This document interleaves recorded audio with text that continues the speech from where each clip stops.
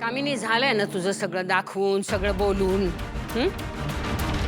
Report मधनं आता स्पष्ट झालंय कमळी ही राजनचीच मुलगी आहे.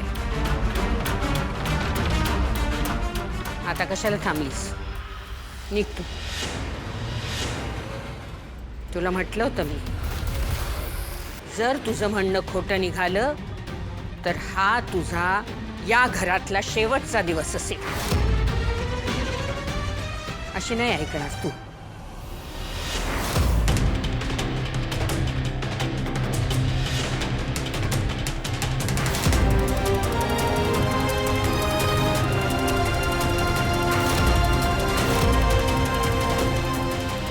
तू कायम या घराच्या सुखामध्ये विष घालवत आलीस. माझ्या नातीवर नाही नाही ते आरोप केलेस. आता मात्र पाणी डोक्यावरून गेलंय. तुला या घरामध्ये जागा नाही. हा महिने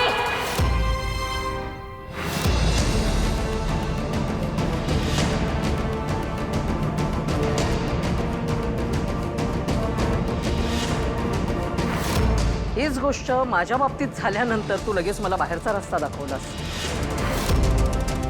आता मला सांग, मी जे काही म्हणते ते सगळं खरं आहे आणि ही मुलगी खोटी, हेच जर तिच्या बाबतीत घडलं असतं तर तिला सुद्धा तू तसंच वागवलं असतंस का? तिला सुद्धा घराच्या बाहेरचा रस्ता दाखवला असतास का? हो, मी तसंच केलं असतं. जो कोणी माझा विश्वासघात करेल त्याला मी कधीच माफ करणार नाही. छान, खूप चांगलं वाक्य. लक्षात ठेवा. नाही म्हणजे तू तुझ्या वाक्यावर, निर्णयावर ठाम राहा. आणि आता कसं, जरा डोळे उघडून बघ. डोळ्यांवर कुठल्याही प्रकारची थापडं असू दे नको. कारण आता ना मी सत्य उलगडून दाखवणार आहे सगळ्यांना.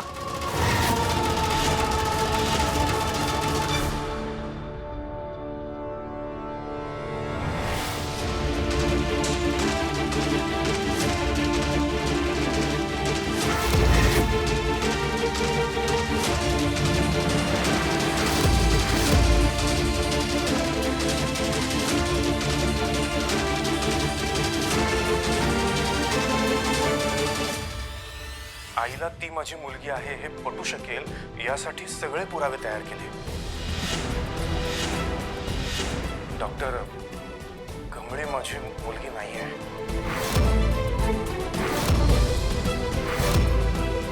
खरं तर माझी मोठी मुलगी हयातच नाही आहे. ती लहानपणीच गेली.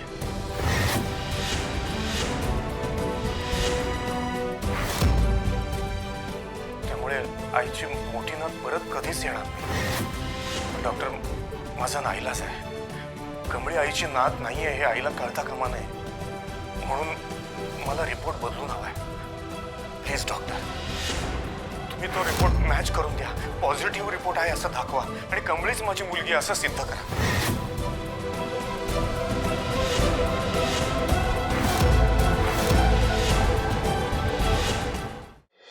थांबा. अरे थांबा थांबा. ही आपापसातली कुजबूज आहे ना, तुमच्या सगळ्या प्रश्नांची उत्तरं आता तुम्हाला मिळणार आहेत. बघितलंस वहिनी, आज मी जे काही बोलले ते सगळं खरं खरं बोललेले. त्यातला एक चकार शब्दही खोटा नव्हता. तुझी जी काही फसवणूक झालेली आहे, तुझी जी काही फसगत झालेली आहे ती फक्त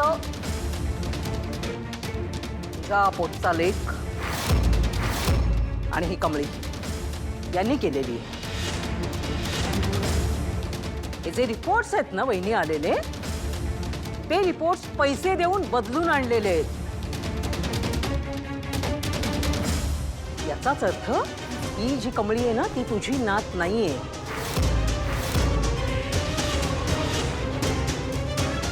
नाही, इतके दिवस मी घसा फोडून सांगत होते, पण कुणाचा माझ्या शब्दांवर काही विश्वासच नाही ना. पण ज्यांच्यावर आंधळा विश्वास ठेवला त्यांनी मात्र तुझा केसाने गळा कापला. आई, हिने फक्त महाजनांना नाही तर इनामदारांना सुद्धा फसवलंय.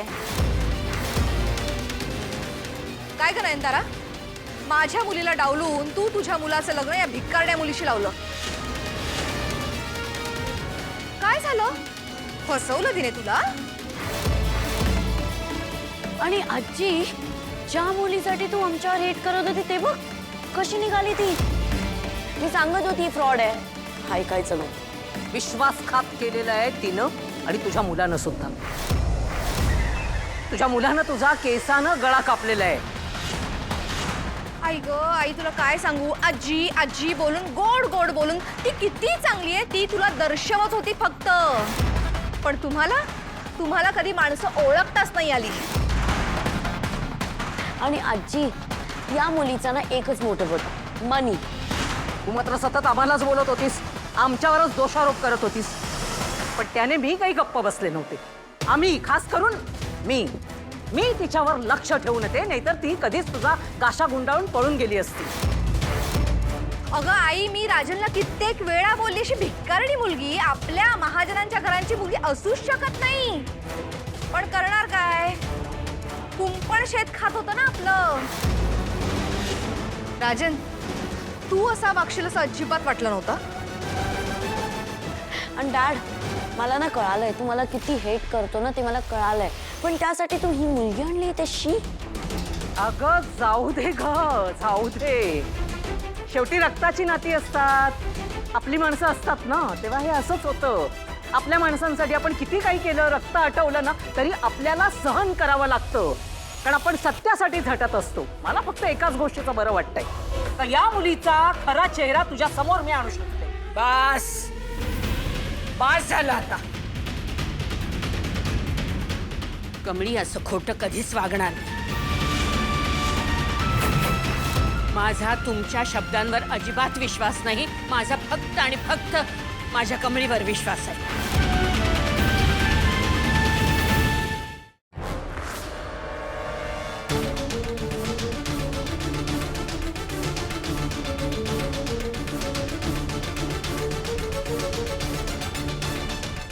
या तिघी जे काही बोलतायत ते खोटं आहे ना?